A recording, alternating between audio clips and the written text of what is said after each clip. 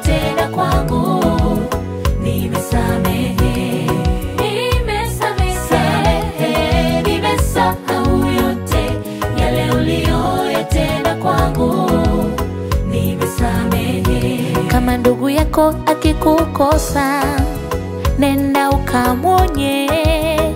Akikusikia, umempata ndugu. Maana sisi ni wamoja, tunaujenga mwili wa Kristo. Tukisameheana, twaitwa wana wa Mungu.